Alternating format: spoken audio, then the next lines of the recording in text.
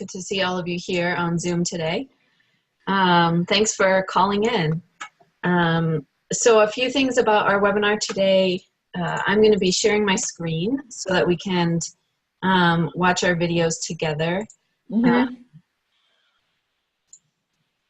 I would invite you to leave yourself muted on your own screen so that we can just hear me and just hear the video for ease of communication and sharing. So once again, my name is Allison Wood, and I'm the Justice Coordinator for Unitarian Universalist Justice Arizona Network. Hopefully you can all see my face. Looks like we have folks here from all over the state, which I'm really excited about.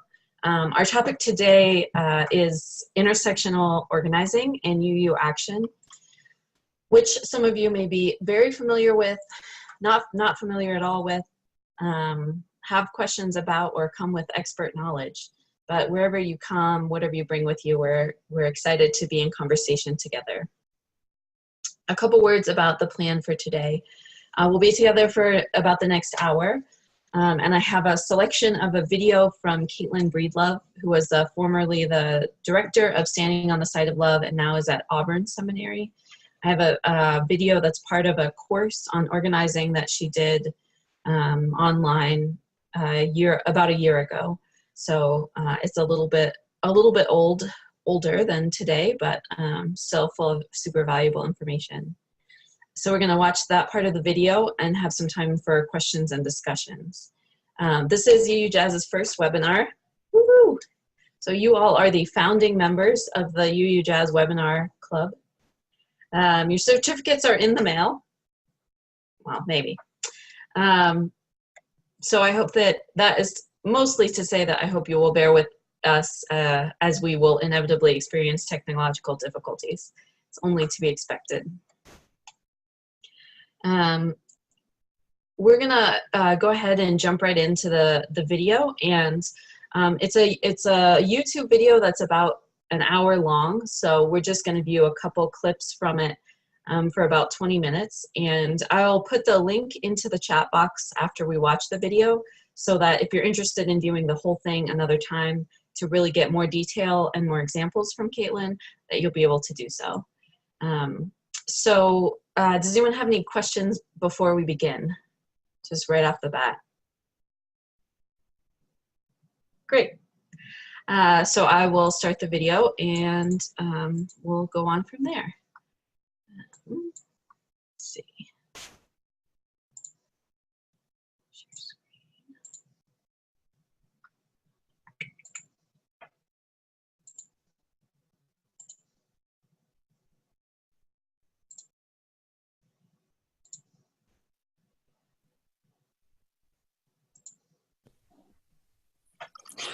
Hi, everybody. This is module number 4 for Organizing on the Side of Love, Intersectionality, some history and some practices. So let's get started. History of the term. So this term was coined by Kimberly Crenshaw in 1989. Comes out of intersectional theory. So she framed it in a way that engages from an academic frame. So we're going to talk a little bit more about the other origins of some of the ideas and also how they've been put into practice. In Crenshaw's definition, it's the study of overlapping or intersecting social identities and related systems of oppression, domination, and discrimination.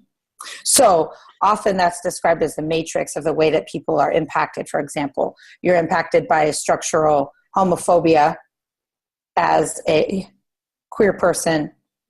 And if you're a queer Black woman, you're dealing with the intersections of that homophobia with structural white supremacy and racism, with as well as with gender oppression.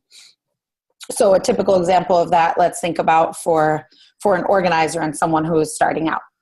They're dealing with the structural racism of breaking into and learning about organizing when you're a person of color, and how much easier it often is to access those resources when you're white, also dealing with the assumptions that are made about organizers who identify as women.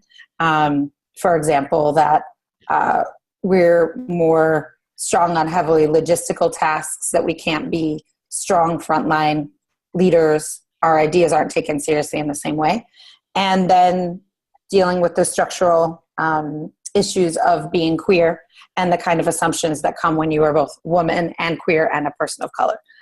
Typical stereotypes include that you're bitter, cynical, negative, that you don't work well with others, and that you're not strategic or shouldn't be positioned as a movement architect. So that would be one example in real time of the kind of cultural barriers that you're dealing with.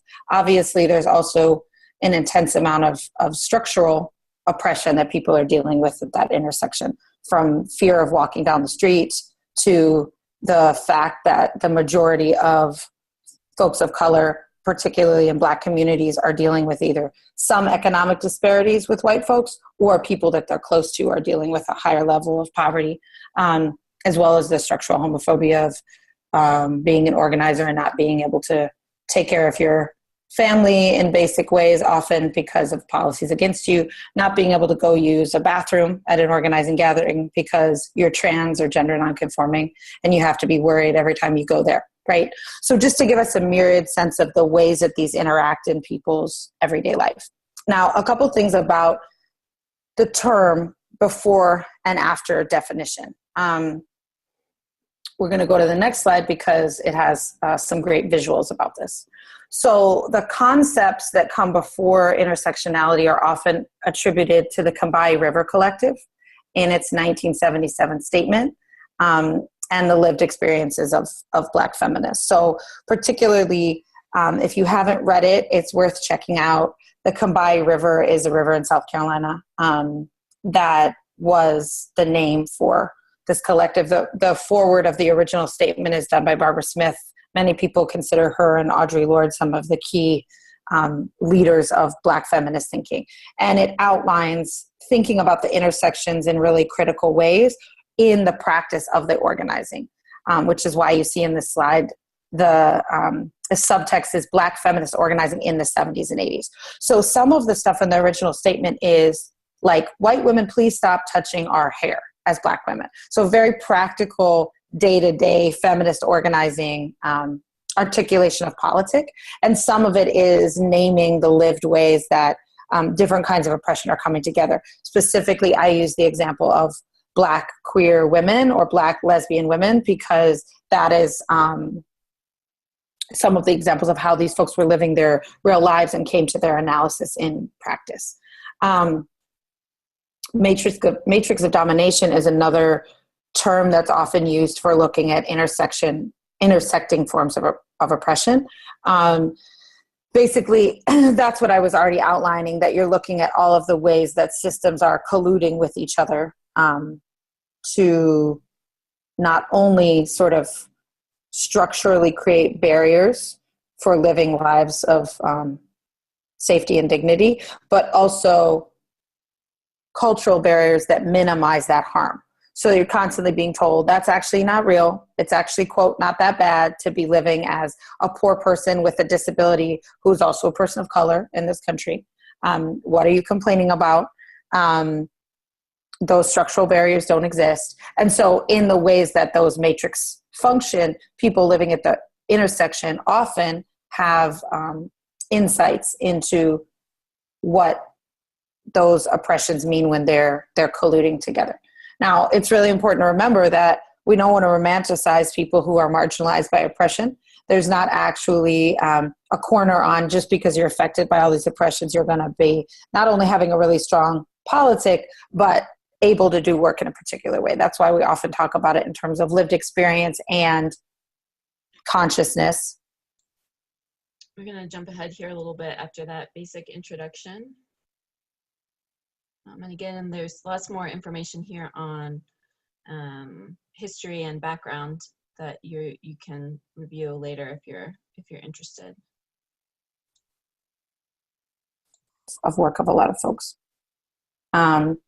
So Intersectionality principles and action. So beyond intersectionality as a buzzword means that we actually have to have a conversation about what are intersectional campaigns, what are some examples, and then what would be some of the principles of how they actually come into our work. So we're going to talk about some specific examples, but I want to start with some of the principles in action, because for those of us at home who've been trying out intersectional work or who want to try it at home, it's really important to understand how the values of understanding intersectional oppression and understanding those connections, and therefore wanting to combat oppression in intersecting ways, plays out in how we do the work. So this is not an exhaustive list, but I wanted to give us some starting places.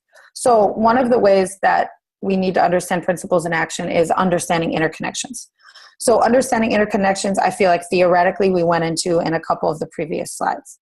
But understanding the interconnections of how, when we're working with people, they are also in real time impacted by different forms of oppression is important. One basic example would be if you're doing organizing and you met someone at an event, they signed up to the list, they're really excited, and you try to get in touch with them and they're not responding to you at the same rate that the majority of the white middle class college students you're working with are responding to your emails. You might want to try to engage them and give a little wait time on how you're building the relationship, especially if you know factors such as they're working 2 jobs. This is a working class person. They have 3 little kids at home. Whenever I'm building a relationship, I try to just observe some of the information that's being given to me about the interconnections of the way that oppression might be playing out in different folks' lives. And then as you get to know people, if there's a path to trust and you're building trust, people are going to give you more information. But you can't necessarily, you want to hold everybody organizing to a standard of excellence in the work, but also understand that pace, that background information on the work, that the language you use is all going to be impacted by interconnections of the ways that people are experiencing marginalization and oppression. And I think this is really important when we see a lot of times around class and the way that class colludes with transphobia, with homophobia, with racism, with being undocumented. People are really quick to scrutinize organizations that are primarily led by poor people, which is really complicated because a lot of times the organizations scrutinizing their work are heavily resourced, coming from a very strong understanding of how you get money and move money, how you navigate academic language, etc.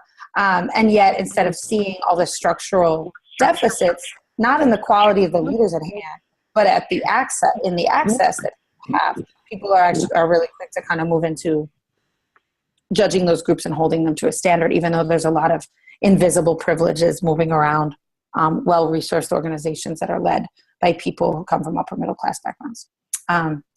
Understanding self-determination. So this is critical. One of the things that I've often said when I've trained organizers, again, who come from an upper middle class background, I'm thinking about this example in some ways, and particularly those folks are white, is that 75% of communication is nonverbal. So when you stand over someone who comes from a working poor background, who's a person of color, and you're sort of finger wagging and thinking you have the perfect answer, most of the time what people are picking up is the whole history they've had their whole lives of white people who come from money standing over them, shaking their finger at them and telling them what to do. You could feel like you have the most brilliant idea in the world, which I would also say it would be really great to question our assumptions about our own ideas as well and see if we're getting feedback that it's a helpful idea or not.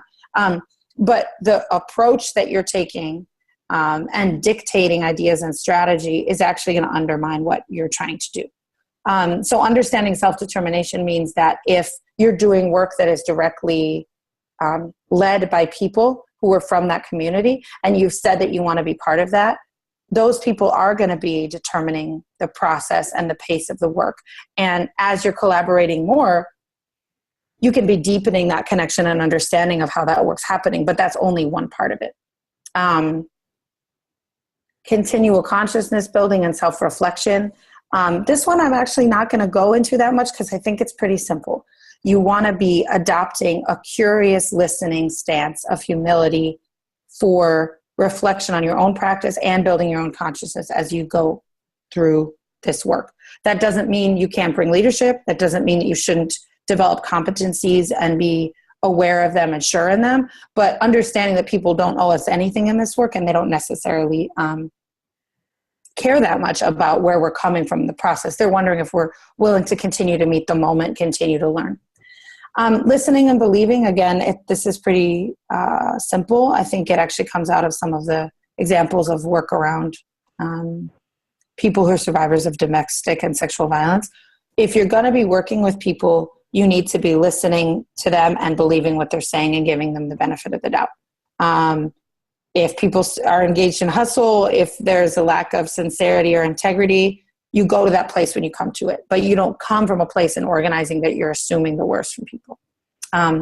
Beyond equality towards liberation, I think we've covered that some in this course. The idea that equality is going to bring us all to this standard of us all having a piece of the pie as it exists.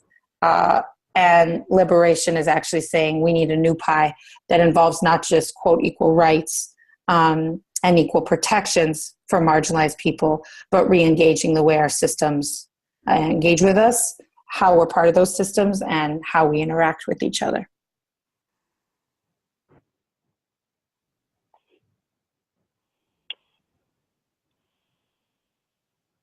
Intersectional organizing and activism. Let's talk a little bit about what this looks like in real time. So one of the things that has happened with intersectionality being a buzzword has been that there's a lot of discussion about what the theory is, but not enough examples of what the work looks like. So some of the elements of intersectional organizing and activism is having a big frame, but specific goals. So why is this? Intersectionality needs a big frame. It needs a big frame because it's looking at the whole picture of all these different ways that domination is interacting, and therefore resistance needs to understand and interact.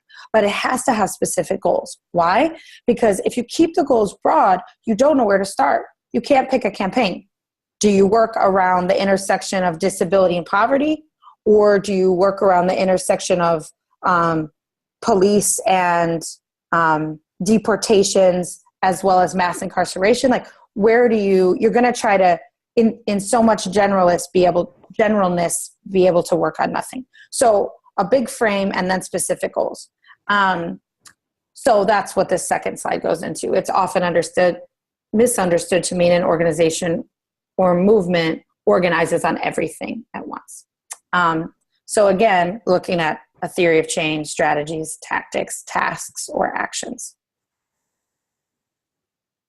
So again, let's think a little bit more about what are some of the components, and then I'll name some examples. So most groups doing intersectional organizing focus on issues, opportunities that impact multiple communities, or that have the potential to create wins that can impact multiple communities.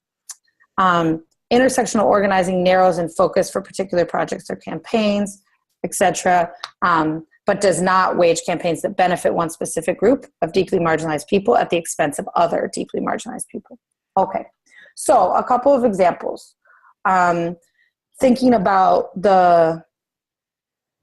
what is now a large piece of infrastructure around organizing domestic workers. So the National Domestic Workers Alliance and some of the work that came out of that organizing domestic workers was saying, how do we actually make some of the fight around wages and labor more feminist? What constituency can we start to engage and reframe as central protagonists in labor that are actually working class and working poor women of color, LGBTQ and straight, immigrants, and folks who are Black folks who might not identify as immigrants? And what they found was that a lot of people were doing domestic work, right? They were working with people in their homes who were older. They were working with people with disabilities. Folks were working as nannies. And they were like, what if we talk about domestic work as a bigger frame of labor that could bring all those folks together, right? So that if you're of Caribbean ancestry and you're a recent immigrant and you are a nanny being paid very poorly in New York City, how are you connected to folks in Oklahoma who are indigenous, who are working as personal assistants for someone in a wheelchair, right? Well, some of the ways you're connected are usually by class. You're probably not making a bunch of money. And by race. It's mostly folks of color, and by gender. Most of the people doing that work are women. So not only did they build intersectional campaigns, they built an intersectional frame to make an intervention on labor and say, no, labor is not only Rust Belt white men making $100,000 a year in Detroit. It's that, and it's also all these domestic workers, right? So if you're interested in NDWA or domestic worker organizing and the history of that, I would encourage you to Google it. I think it's a really good example. I think it's also a good example of the work that NDWA has done with lots of bumps and issues, et cetera, to also say, okay, how are we not doing this at the detriment of people with disabilities? How are we continuing to hold that a better wage for people who are working as, PAs for people with disabilities are also part of how we're bringing disability justice into being. So definitely check them out there under the not trying to throw people under the bus and the organizing itself. Other examples of, specific work, I think the Movement for Black Lives and BLM gives us some great examples in their insistence that all Black lives matter, and how incredibly pro-feminist, pro-trans, pro-woman, pro-poor people, pro-undocumented people their work has been. The Dream Defenders in Florida, also really interesting Black-led work that has made a huge commitment to working with young people. And then as their organization progressed, they started to isolate and look at the ways, in their words, that some of the Southern Black organizing actually had a gap around addressing patriarchy and oppression, and saying, okay, wait a minute, we want to do a lot more work to try to free our organization from the sort of gender norms where there's always a particular, Black men in the organization are playing one role, Black women in the organization are playing a different role, and that's the way it has to be. And so they're very, I think, inspirational for a lot of organizations across race who want to have a deeper understanding and interrogation of the way gender roles are playing out and actually reverse the flow on that, make some change. And then I think another great example would be, many people now know the term undocumented and unafraid, coming out of the shadows, coming out of the closet. And some people don't know that that actually originally comes from the Illinois Youth Justice League, who both coined that term and were really filling out this piece around what does it mean to be undocu-queer? What does it mean to be undocumented and queer? And they were experimenting with that frame, and now that frame is everywhere. Many LGBTQ organizations have embraced it, and many pro-LGBTQ, primarily straight and not trans immigrant organizations have embraced it. So those would be some specific examples. I think that overall, this little comic brings us to one of the biggest issues that comes up in an argument for intersectional organizing and activism, which is not that any groups need to wait their turn, but that we see an organizing culture, partially because of nonprofits, that's flooded with different brands, different issues, and people fighting each other for time and saying, this is the most important issue. This is the most important issue. We have to do this now. And it essentially, intersectional organizing and activism give us a way to say, how do we actually make fashion smart campaigns that have a really broad frame and vision and really specific goals about what we're trying to work on and win. Okay. Common mistakes and struggles in intersectional organizing.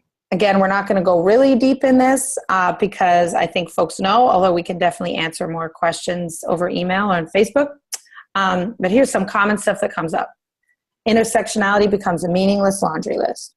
We are here fighting for people of color, undocumented people, two-spirit people, folks with this, right? You know where I'm going. Like, people put out the laundry list to make sure that they have themselves covered. But at the end of the day, that doesn't actually mean we're making real impact or progress at the intersection. The second one, I think we've also touched on some. Words change, practice stays the same, base stays the same. Typical example of this is upper middle class, white-led policy organization working on LGBTQ issues. They're donors and their supporters stay the same. And the way that they're interacting with people, the way that they're prioritizing policy work that benefits sort of the most, quote, upper crust of the community stays the same. They hire one Black organizer to do their, quote, unquote, intersectional project. That person has no structural power in the institution, but is expected to hold the water on that. And all of a sudden, they're applying for grants to do their intersectional work. Cultural incompetencies, this is a way longer conversation than we can have here. But essentially not knowing how to interact with people inside of the intersections of oppression that they're dealing with. So just a literal inability to have the cultural competency to engage the language, tone, and approach with different communities. No home training, quote unquote. This is something I always learned in the South that people would say a lot in the South. When we don't mean offense, but we signal offense. Again, this has a lot to do with a sort of cultural approach and assumptions that people make. I feel like for those of you who are UUs,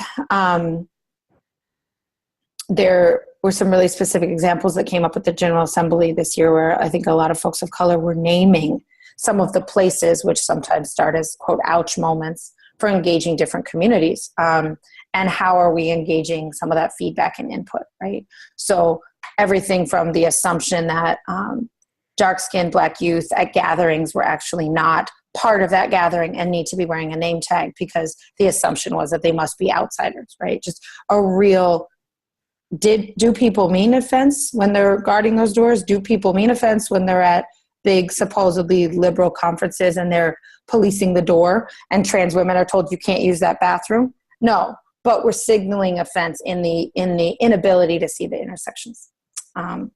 Another one is Oppression Olympics.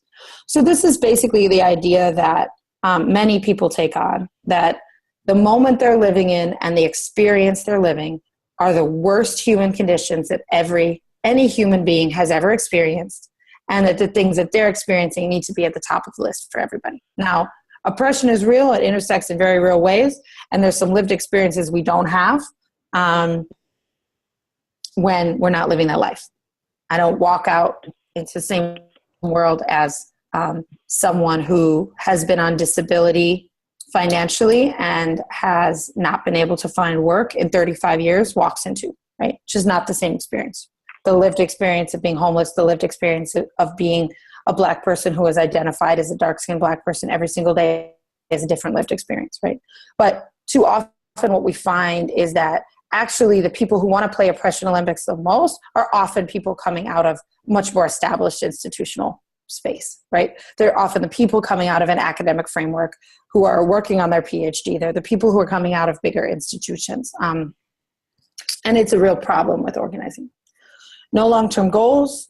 This can often happen, again, going back to the laundry list. You're trying to work on everything, so you're having a really hard time figuring out what your specific long-term goal is. And no theory of change. When intersectionality itself becomes the theory of change. Well, my theory of change is we need to dismantle all of the oppression at this intersection. That's not a theory of change. It's not taking a risk to put out what you might have to actually do, what things you might have to try, what kind of strategies you're invested in, how you actually think you can change both the material conditions and cultural conditions. Okay.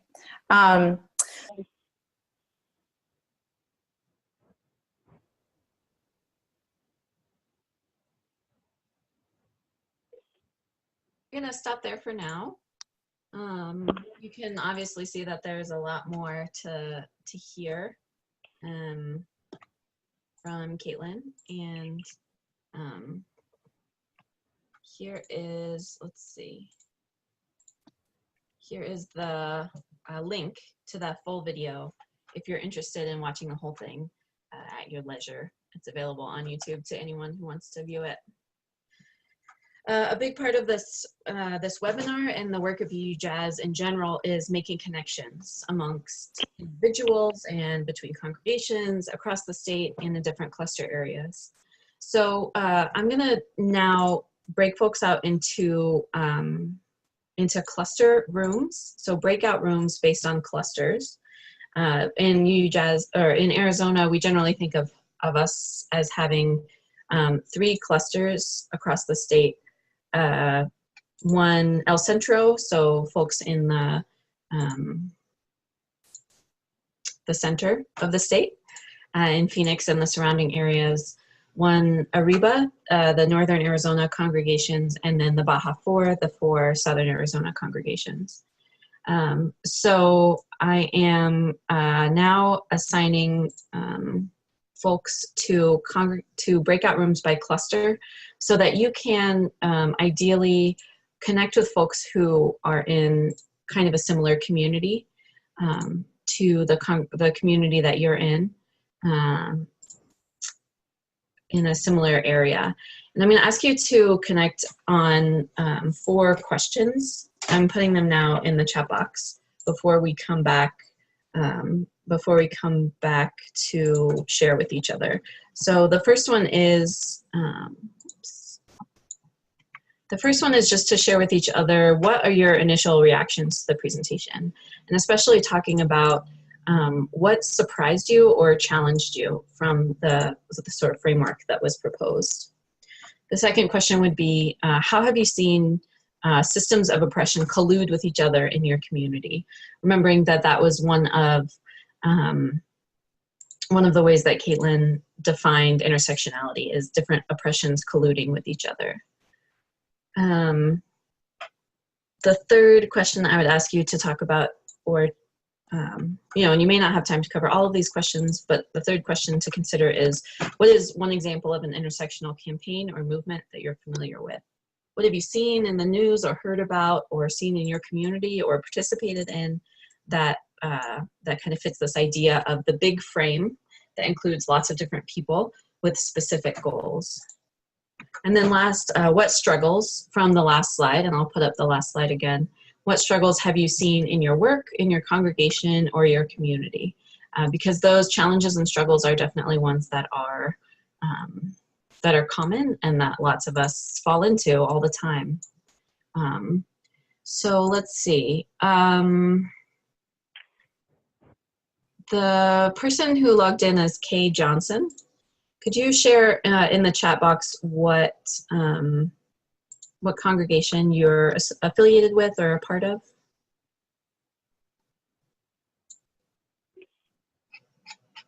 Beacon, awesome. A lot of folks from Beacon here today. I'm really excited. That's great. Cool.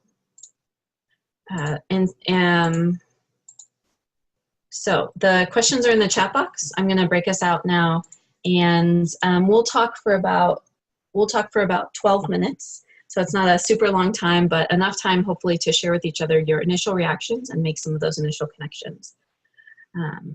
So we will we'll come back together in about 12 minutes. See you then. Welcome back, everyone.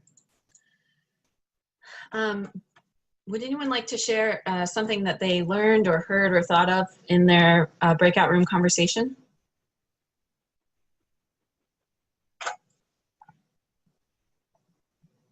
I don't see anybody. I don't know if that's just me.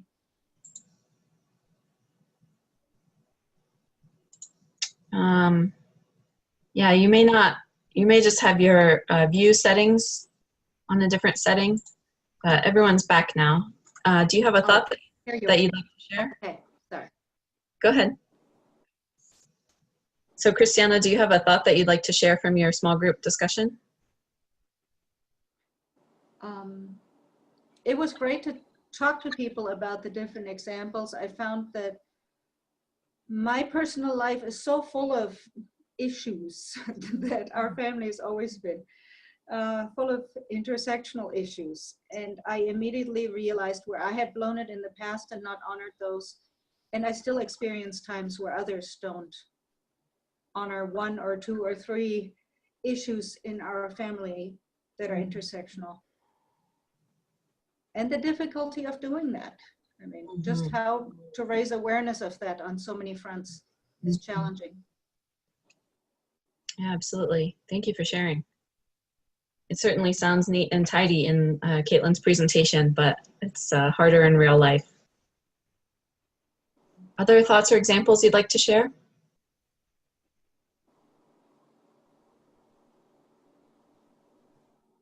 I think, Liz, you're muted. Oh, wait, here, I can fix that.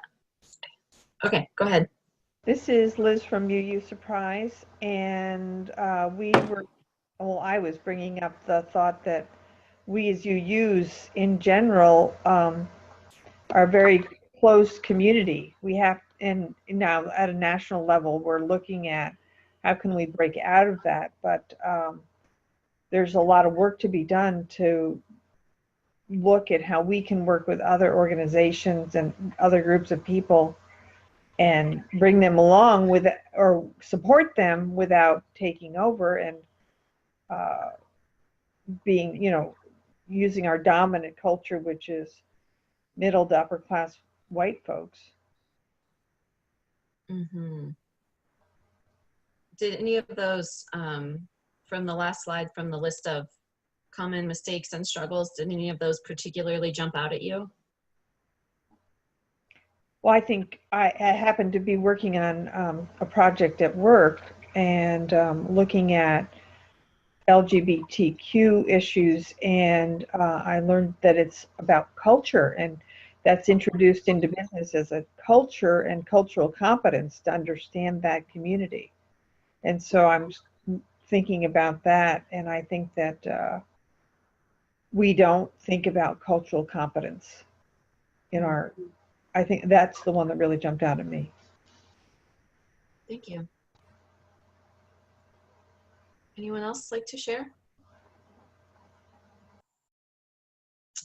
Terry is sharing in the chat box saying they liked Kay's example that the intersectional efforts by Native American groups concerned about snowmaking intersecting on the same issue as environmental groups. Yeah, definitely. Kay, would you be willing to share that example again with this whole group? Sure. I mean, I was just thinking about intersectionality as a positive force, when two separate groups have been, have an issue, and then when you intersect them, the groups working together have so much more strength. So environmental groups might have a certain concern, like with snowmaking on the peaks here in northern Arizona.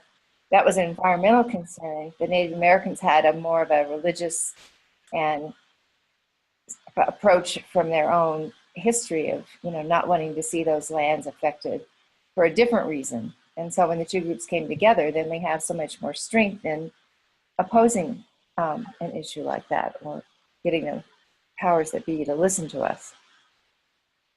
Mm-hmm. Thank you.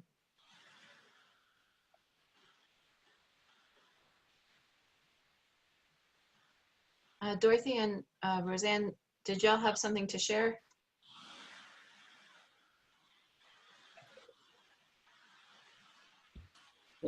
Yeah, well, I'm just going to rip up what Kay said too.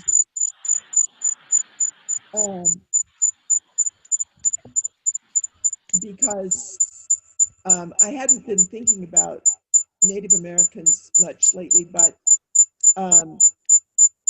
thinking about what Kay's mention of them reminded me that last night we went to a meeting of the Arizona list here in Flagstaff, and they honored the county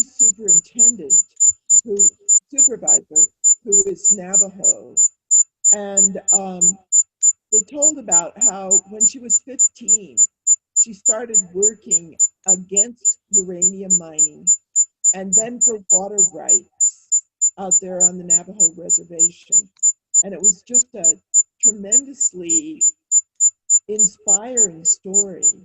And then just to top it off, she brought her, he couldn't have, was he 20? Her son, probably about that. Maybe 20, her 20-year-old son, he was very young, her to receive the honor. And it was tremendously inspiring.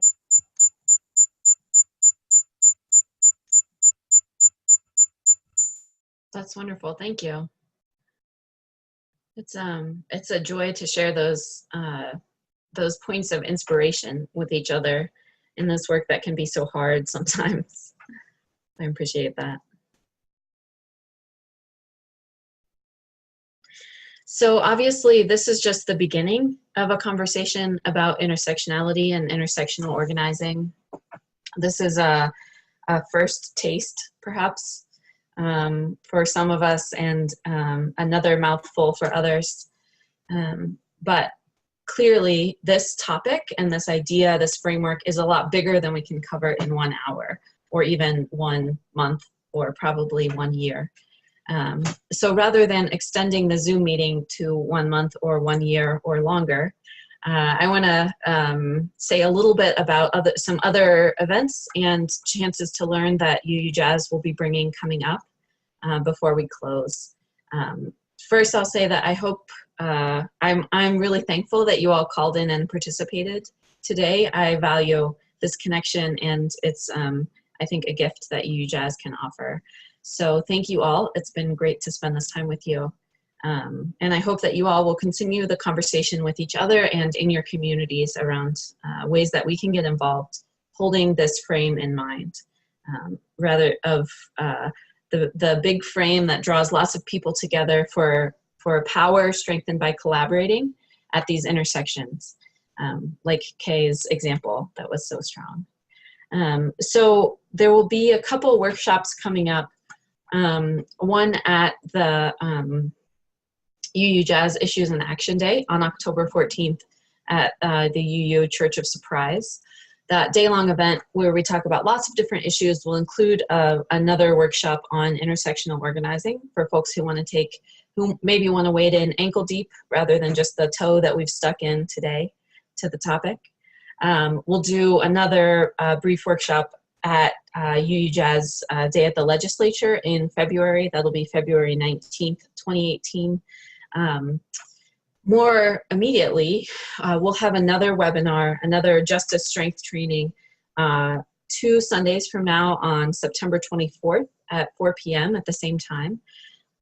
And I will, I'll email out the registration link for that along with the recording of this conversation. But it's also in the chat box now in case anybody wants to go ahead and sign up immediately.